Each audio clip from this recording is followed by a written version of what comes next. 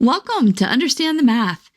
In this problem, we're told that A is a 5 by 7 matrix with nullity 2, and we're asked to find what the rank of matrix A is. To do this problem, we're going to use the rank theorem. The rank theorem tells us that the rank of A plus the nullity of A is equal to the number of columns of A. So let's begin by writing down that our matrix A is a 5 by 7 matrix. That means that we have 5 rows and we have 7 columns.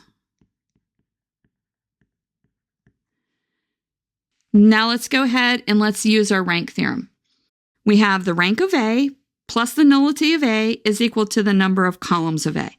So I'm going to go ahead and let's fill this in. The rank of A is what we want to know. So let's put this down as rank A. Plus the nullity of A, which we're given right up here, is 2. And that's equal to the number of columns of A, which we just said was equal to 7. So this tells us that the rank of A